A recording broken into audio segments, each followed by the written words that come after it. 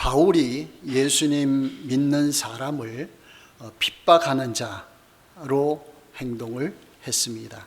그렇지만은 예수님을 직접 만난 후에는 오히려 예수님을 전하는 그 선교사가 되었습니다.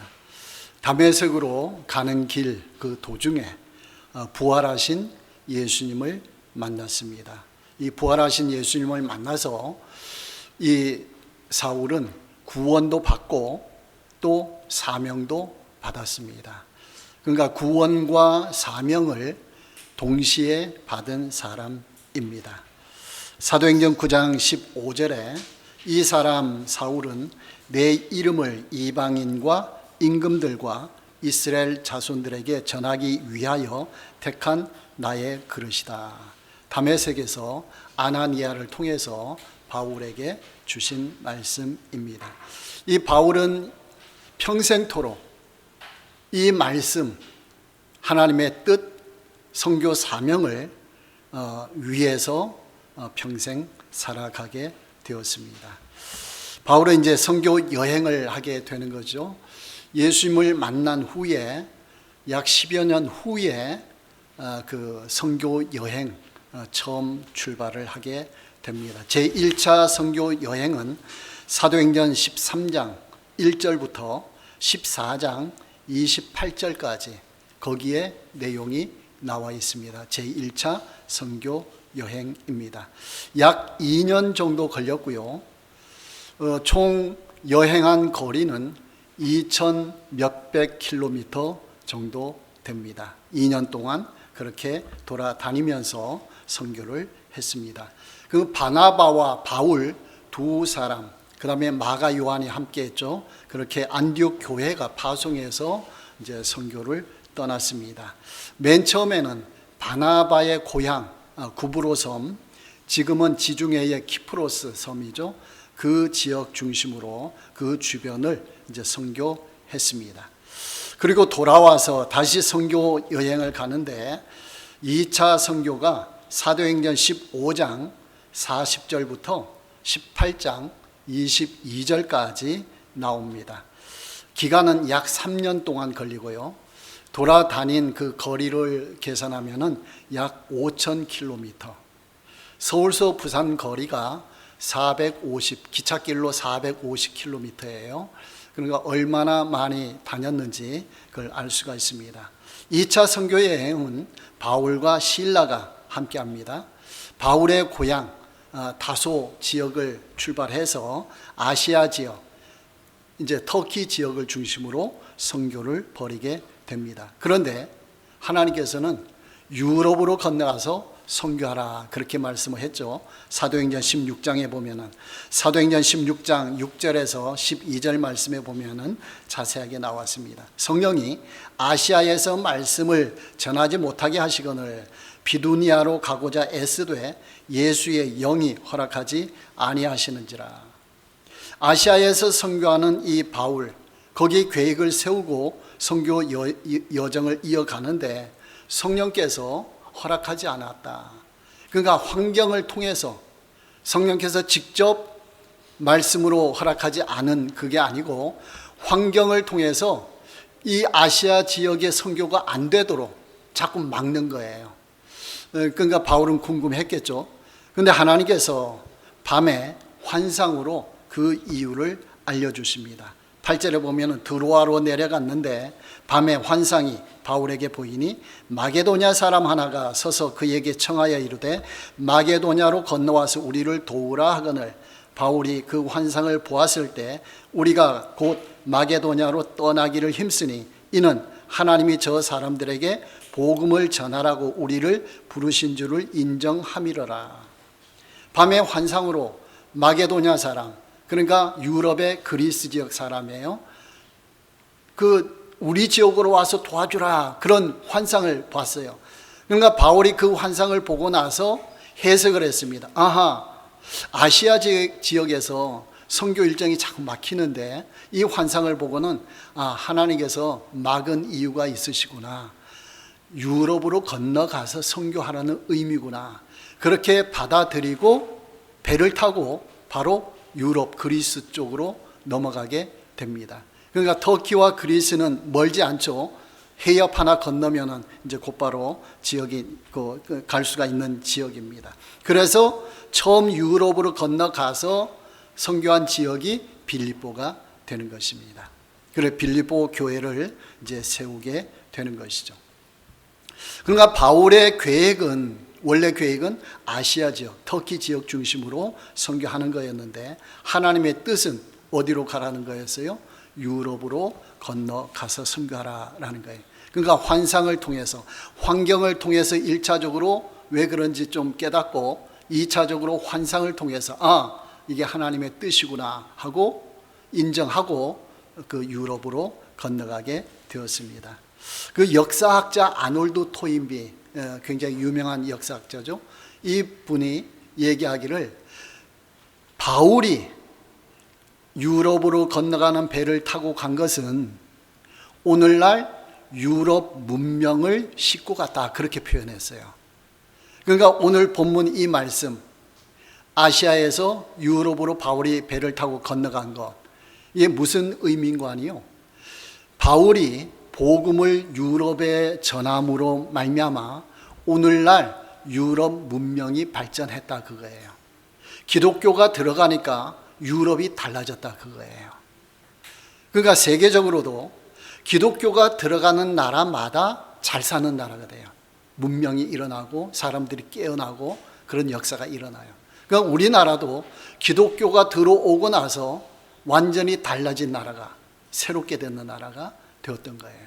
그러니까 기독교의 복음이라는 것은 단지 영혼 구원한다 이런 의미만이 아니고 사회 전체를 바꾸는 역사들이 일어나게 된다라는 거예요. 그 다음에 3차 선교 여행은 사도행전 18장 23절부터 21장 16절까지 내용입니다. 선교 기간은 약 6년 정도 걸립니다. 그 돌아다닌 그 거리는 2차 선교와 비슷하게 5,000km 그 정도 이제 다니게 됩니다. 그 3차 선교 여행은 두 가지 목적이 있어요. 첫 번째는 2차 선교 지역을 다시 가면서 점검하는 거죠. 복음을 전파했는데 복음이 어떻게 잘 자라고 있는지, 성도들이 신앙생활 잘 하고 있는지 이걸 점검하는 차원에서 다니면서 그리고 선교도 또 새롭게 하고 이런 목적으로 3차 선교 여행을 가게 됩니다. 대표적인 지역이 에베소예요. 아데미 신전 그 우상 그거 있었죠. 그러니까 에베소에서 총 3년을 목회합니다. 선교하면서 교회를 세워서 목회까지 하게 되는 거죠. 그 두란노 서원이라고 있죠. 성경 공부 가르친 곳. 거기서 2년 정도 사역을 하고 거기서 아볼로라는 성경 교사도 있었죠. 그리고 이 에베소 교회에는 바울이 나온 후에 디모데가 후임 목사로서 목회를 한 교회이기도 합니다. 자, 이렇게 3차 선교 여행까지 마치고 어디로 가는 거 아니요? 안디옥으로 가는 것이 아니고 안디옥에서 파송했잖아요. 근데 예루살렘으로 가기를 원하는 거예요. 이 바울이. 사도행전 19장 21절에 보면은 바울이 마게도냐와 아가야를 거쳐 예루살렘에 가기로 작정하여 이르되 내가 거기 갔다가 후에 로마도 보아야 하리라 했습니다. 그러니까 3차 선교 여행을 마치고 예루살렘으로 가서 거기서 어디로 간다고요? 로마도 가겠다. 거기서 선교하겠다. 이런 계획, 꿈 이것을 가지고 있었습니다. 자, 그런데 사도행전 20장 16절부터 보면요. 이 바울이 선교하고 이제 예루살렘으로 돌아가는 거죠. 돌아가는데 오순절 안에 그 기간 안에 가느라고 급히 가는 거예요. 그래 다른 지역을 들리지 못하고 이 에베소 교회는 3년 동안 목회를 했잖아요. 선교하면서. 그러니까 거기 장로들이 있거든요. 장로들을 초청하는 거예요. 가는 지역에 에베소로 들리지 못하고 시간이 없으니까 거기서 이제 어느 지역에 오라고 해서 만나는 거예요. 그러면서 에베소 장로들에게 주시는 말씀이 있어요. 사도행전 20장 23절에 보면은 나는 성령에 매여 예루살렘으로 가는데 거기서 무슨 일을 당할는지 알지 못하노라. 오직 성령이 각 성에서 내게 증언하여 결박과 환난이 나를 기다린다 했습니다. 그러니까 이 바울 사도는 성령께서 예루살렘으로 가라고 해서 가는데 거기서 무슨 일 당할지는 자기가 구체적으로 모른다라는 거예요. 그냥 성령의 인도함을 받는다라는 거예요. 그런데 각 지역마다 예수 믿는 사람들이 성령의 그 음성을 듣는 거예요. 말씀을 듣는 거예요. 뭐라고 듣는 거죠? 예루살렘에 가면은 바울을 결박하고 환난이 기다리고 있다. 그렇게 그 각 지역 사람들이 전한다라는 거예요. 자, 그러니까 바울은 성령에 이끌려 가는데 바울에게 직접 환난이 임한다 이런 말씀은 안 하시고 성령께서 다른 사람들을 통해서 가면은 붙잡히고 환난을 당할 것이다. 그런 말은 계속 바울에게 주고 있는 거예요. 자, 그렇게 될 때 이 바울은 어떻게 행동을 해야 되는가? 그렇죠? 생각이 되는 거죠. 그런데 이 바울은 고난과 목숨의 위험이 온다 할지라도 복음을 전하는 일을 중단하지 않겠다. 각오를 다지는 거예요. 그게 25절에 나왔습니다. 내가 달려갈 길과 주 예수께 받은 사명 곧 하나님의 은혜의 복음을 증언하는 일을 마치려 하면은 나의 생명조차 조금도 귀한 것으로 여기지 아니하노라. 무슨 일을 당할지 몰라도 그러나 하여간에 성령께서 나를 예루살렘으로 가게 하시기 때문에 나는 복음 전하는 일에는 끝까지 최선을 다할 것이다. 이렇게 말을 하고 있습니다. 그래서 바울이 배를 타고 그 두로 지역, 그러니까 이스라엘 나라 그 위쪽에 있죠. 그 두로와 시돈 그 지역에 도착을 합니다. 그러면서 그 지역에서 이 사람들이 말하는 게 제자들이 사도행전 21장 4절에 보면은 제자들이 성령의 감동으로 바울더러 예루살렘에 들어가지 말라 하더라. 두로에 갔더니 거기에서도 이 제자들이 있는데 예수 믿는 제자들이 있는데 그 성령이 깨달음을 준다라는 거예요. 바울이 예루살렘에 가면은 반드시 환난을 당할 것이다. 그러니까 이 제자들은 그렇기 때문에 바울에게 뭐라고 권고합니까? 예루살렘으로 가지 마십시오.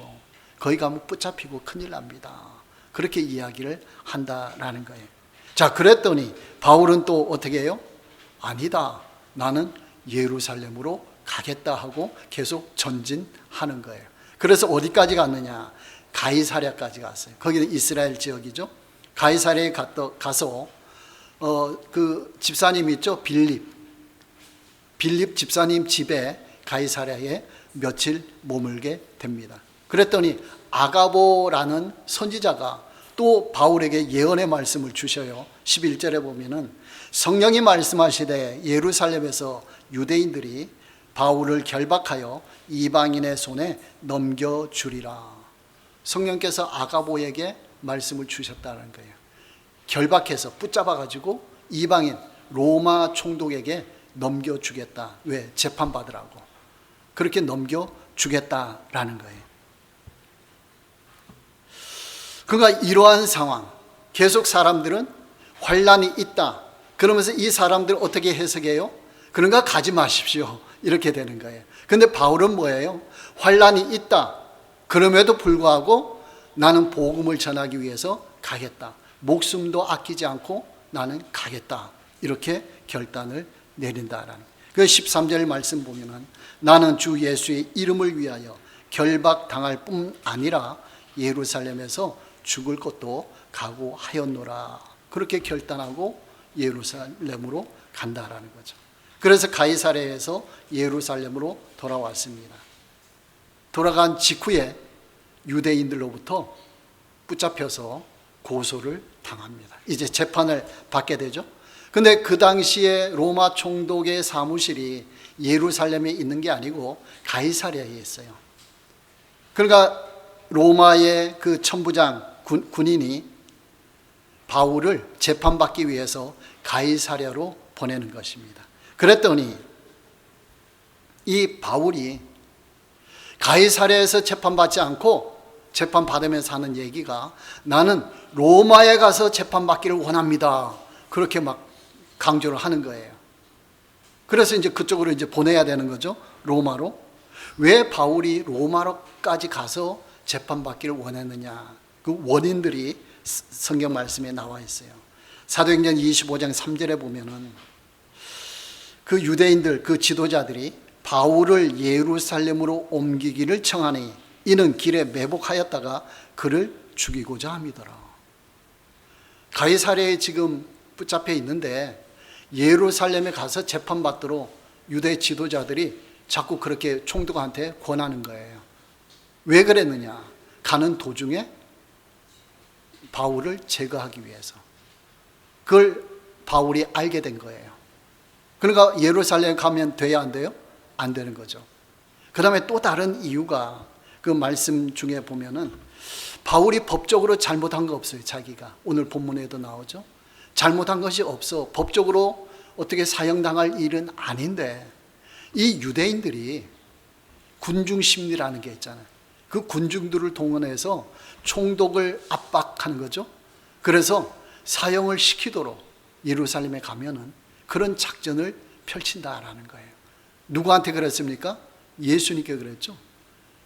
총독 빌라도는 예수님이 사형당할 죄가 없다 이렇게 판결을 내렸지만은 이 사람들이, 지도자들이 군중들을 동원해서 십자가에 못 박으소서, 십자가에 못 박으소서. 그 밀란, 막 사람들이 밀란이 일어날까봐, 밀란이 일어나면 누가 책임져요? 총독 책임지죠. 그러면 로마가 보고 총독 빌라도가 정치를 잘 못하는구나, 그럼 자를 거 아니에요. 그 자기 목숨이 위험하니까, 자리가 위험하니까 십자가에 못 박도록 허용을 한 거예요. 그래서 사도신경에 누구한테 못 박혔다고 그래요? 빌라도에게. 그렇게 표현을 쓰는 거예요. 빌라도는 개인적으로 알았지만 군중의 압력에 의해서. 그러니까 바울도 그걸 지금 알고 있는 거예요. 예루살렘에 가면은 이 사람들이 분명히 그렇게 할 것이다. 그러니까 로마로 가서 나는 재판받기를 원한다라는 거예요. 이게 이제 겉으로 드러난 이유고 속으로 숨어 있는 이유가 있어요. 로마서 1장 15절에 보면은 나는 할 수 있는 대로 로마에 있는 너희에게도 복음 전하기를 원하노라. 이게 바울의 뜻이에요. 로마서를 쓰면서 나는 너희들한테 가서 내가 받은 복음을 전하고 싶다. 또 선교도 하고 싶다. 이렇게 간절히 원하고 있던 터였어요. 그런데 사도행전 23장 11절을 보면은 그 바울이 예루살렘에서 붙잡혔을 때예요. 그날 밤에 주께서 바울 곁에 서서 이르시되 담대하라. 내가 예루살렘에서 나의 일을 증언한 것 같이 로마에서도 증언하여야 하리라. 그러니까 하나님의 뜻도 뭐예요? 바울이 예루살렘에서 복음을 전한 것처럼 로마에 가서도 복음을 전하게 되리라. 그렇게 말씀하셨어요. 그러니까 바울은 환경적으로 재판받으면서 로마로 가기를 원했지만 속으로는 어떤 의미가 있어요?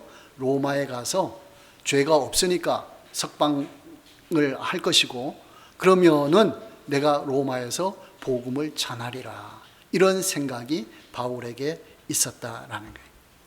그러니까 이 총독 베스도가 바울은 로마 시민권도 갖고 있거든요. 그러니까 그렇게 요구하니까 할 수 없이 로마로 보내는 거예요. 그건 나중에 알은 것은 총독도 바울이 죄가 없다는 걸 알아요. 그래서 상소, 그러니까 로마로 상소하지 않았으면 풀려날 수도 있을 뻔했다. 그렇게 이야기를 합니다. 근데 로마로 가게 되는 것입니다. 그러니까 이 바울이 로마로 가는 것은 이제 4차 선교 여행 이게 시작되는데요. 사도행전 27장 1절부터 사도행전 끝까지 28장 31절까지 여기가 로마 선교로 가는 여정이에요. 그러니까 4차 선교 여행이라 이렇게 이제 칭하기도 합니다. 가는 도중에도 유라굴로 광풍을 만나죠. 그러면서 하나님이 역사하심을 사람들이 체험하도록 하죠. 그러니까 뱃속에서도 배를 타고 가면서도 이 예수님을 증거하는 거예요, 바울은. 그리고 가서 로마에 가서 어떻게 지내는 거 아니요? 2년 동안을 감옥에 지내는데 정식 감옥이 아니고 피고인의 신분이잖아요. 재판을 받는. 그래서 가택 구금을 시키는 거예요. 그러니까 감옥이 아니고 일반 주택에 제한돼서 거기서 나오지 못하도록, 그러면서 사람들은 만날 수 있게 자유를 허용하는 거예요. 그래서 사도행전 28장 30절 31절 보면요, 바울이 온 이태라는 것은 만 2년을 자기 셋집에 머물면서, 이게 가택 구금 당했다는 뜻이에요. 자기에게 오는 사람을 다 영접하고 하나님의 나라를 전파하며 주 예수 그리스도에 관한 모든 것을 담대하게 거침없이 가르치더라. 가택 구금 상태에서 복음을 전하는 거예요. 사람들을 만나가지고. 이것이 로마 선교였다. 제4차 선교 여행이었다라는 거예요. 자, 여기 가택 구금하면서 쓴 성경이 에베소, 빌립보, 골로새, 빌레몬서, 이 4가지 성경 편지를 보냅니다. 이 편지가 나중에 성경으로 기록이 되는 거예요. 그런 귀중한 일도 로마 가택 연금에서 하게 되었다라는 거예요. 자, 1차적으로 2년 있다가 죄가 없어서 석방을 시켜요. 석방한 후에 바울이 뭘 했을까? 이 성경에 기록은 없죠. 사도행전 28장 그 2년 동안 갇혀 있는 거, 요것만 기록했죠. 그 이후에는 없어요. 29장은 없어요, 사도행전. 그런데 여러 가지 정황으로 보고 기록으로 보고 하면은 바울이 석방된 후에 5차 선교 여행을 했다. 그렇게 이제 추측을, 짐작을 하게 됩니다. 어떻게 해서 그걸 알 수가 있는가? 성경의 기록만 보고 추측을 할 수가 있는데요. 그것이 디모데후서 4장 6절부터 13절에 보면은 그 짐작을 할 수가 있습니다. 이 디모데후서는 바울이 마지막 쓴 편지예요. 순교하기 직전에 쓴 편지예요. 그러니까 바울이 1차 가택 연금 당했잖아요. 그리고 풀려났잖아요. 그리고 2차 감옥에 들어갑니다. 붙잡혀서. 2차 감옥에 들어가서 디모데에게 쓴 편지가 디모데후서예요. 그러니까 이 편지를 쓰고 얼마 후에 순교를 당하게 됩니다. 그 바울도 자신이 그것을 알고 있어요. 디모데후서 4장 6절부터요. 전제와 같이 내가 벌써 부어지고 나의 떠날 시각이 가까웠도다. 나의 선한 싸움을 싸우고 나의 달려갈 길을 마치고 믿음을 지켰으니 이제 후로는 나를 위하여 의의 면류관이 예비되었으므로 주 곧 의로우신 재판장이 그날에 내게 주실 것이며 내게만 아니라 주의 나타나심을 사모하는 모든 자에게도니라. 너는 디모데는 어서 속히 내게로 오라. 어디로 오라는 거예요? 감옥으로. 내가 갇혀 있는 곳으로 오라. 대만은 이 세상을 사랑하여 나를 버리고 데살로니가로 갔고 그레스게는 갈라디아로, 디도는 달마디아로 갔고 누가만 나와 함께 있느니라. 네가 올 때에 마가 요한을 데리고 오라. 그가 나의 일에 유익하니라. 두기고는 에베소로 보내오느라. 이 말씀만 보면은 바울의 말년 마지막 순간이 얼마나 쓸쓸한가, 외로운가, 이것을 알 수가 있습니다. 자기 곁에 있는 사람은 불과 몇 사람밖에 없고 어떤 사람은 떠나버리고 이런 일도 발생했다라는 게. 그런데 13절이 오늘 말씀에 중요해요. 네가 올 때에 내가 드로아 가보의 집에 둔 겉옷을 가지고 오고, 이 겉옷은 뭐에 필요한 거 아니요? 그 사막 지역은 그 밤에 춥잖아요. 그러면 겉옷을 갖고 다니다가 밤에는 이불 삼아 이걸 하는 거예요. 지금 감옥에 있으니까 이불이 필요한 거죠. 그러니까 겉옷이 필요한 거예요. 자기 겉옷을 가지고 와 달라 그럴 거예요. 그 다음에 책은 특별히 가죽 종이에 쓴 것을 가져오라. 가죽 종이에 쓴 책, 이게 뭘까요? 성경이겠죠. 성경. 그러니까 이 바울 사도가 감옥에 가면서 가장 중요한 거, 성경과 겉옷을 놓고 온 거예요. 자, 왜 그랬을까? 이 집이 어딘가에 드로아라고 했죠. 환상을 본 곳, 소아시아 지역이잖아요. 아시아잖아요. 바다 건너. 그리고 가보의 집에 이걸 두어뒀다라는 거예요. 그러니까 추측을 어떻게 할 수가 있는 거 아니에요? 바울은 1차 석방 후에 선교하러 다닌 거예요. 어디까지 갔어요? 두로아까지. 두로아까지 갔는데 거기서 갑자기 체포당한 거예요. 짐작되죠? 갑자기 체포당하니까 자기 중요한 물건도 가지고 올 수가 없었던 거예요. 그러니까 성경책도 겉옷조차도 못 갖고 오고 거기 놔두고 왔다라는 거예요. 근데 감옥 생활하는데 성경도 필요하고 겉옷도 필요한 거죠. 추우니까. 그러니까 이제 디모데에게 부탁하는 거예요. 두로아에 가서 겉옷도 있고 성경도 있는데 그것을 가지고 오라. 이렇게 부탁을 한다라는 거예요. 이것을 보면은 아마도 거의 확실하죠. 이 바울 사도가 두로아까지 선교를 했다. 가서 말씀을 전했다. 이것을 알 수가 있습니다. 그리고 이 편지를 쓰고 얼마 후에 감옥에서 이제 순교를 석방되지 못하고 순교를 당하게 되는 겁니다. 바울 사도가 사명을 받은 지 30년, 예수님을 만나고 30년 동안 10년은 준비 기간이었고 20년 그렇게 선교 활동을 했는데 이제 선교 활동을 로마에서 그것도 감옥에서 마감하게 되었다라는 거예요. 그 사도행전 9장 16절에 그 예수님이 다메섹에서 이 바울을 만나고 사명을 주실 때 또 주신 말씀이 있어요. 그가 내 이름을 위하여 얼마나 고난을 받아야 할 것을 내가 그에게 보이리라. 그 예수님은 사명도 주시면서 고난도 내가 받게 된다. 그만큼 이렇게 말씀을 하셨어요. 그러니까 이 사도 바울은 사명도 새기고 뭣도 새겨요? 고난도 새기면서. 그러니까 바울만큼 고난당한 사람도 드물잖아요. 죽을 고비도 몇 번 넘기고 매맞음도 엄청 많고, 그렇죠? 배고픔과 어떤 강도의 위협 뭐 이런 것들 수없이 만났다. 그렇게 이제 고백을 하잖아요. 그 모든 것을 감당할 수 있었던 이유는 사명도 있었지만은 고난도 당할 수 있다. 그걸 또 감수해야 된다. 그렇게 이제 말씀을 주셨기 때문입니다. 그러니까 고난의 삶이 잘못된 삶만은 아니에요. 주를 위해 사는데 고난이 온다라고 할 때는 이것이 오히려 축복의 길이 될 수도 있다라는 거예요. 그러니까 바울의 계획은 뭐예요? 예루살렘에 갔다가 로마에 가서 복음 전하고 여기까지는 이어졌죠. 근데 성경에 보면은 서바나까지, 지금의 스페인까지 가서 복음 전하기를 원했어요. 로마를 거쳐서.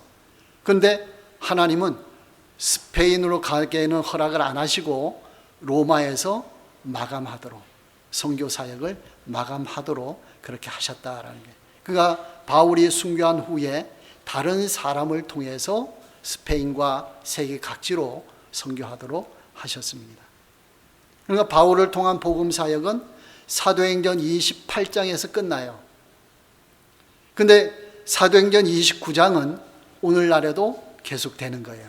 누구를 통해서요? 우리를 통해서.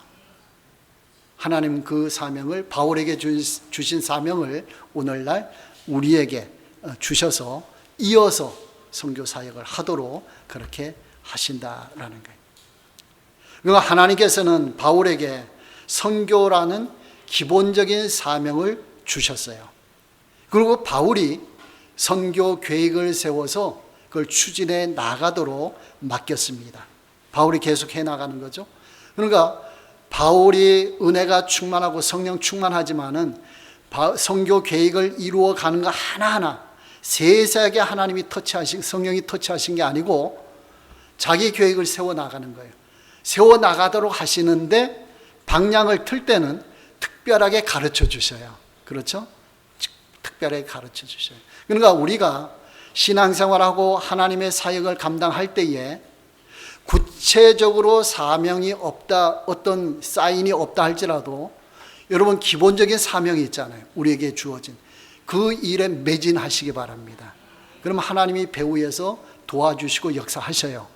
그런데 이 방향이 하나님이 이쪽 방향으로 가기를 원하신다 할 때는 특별하게 역사해 주시는 거예요. 특별하게.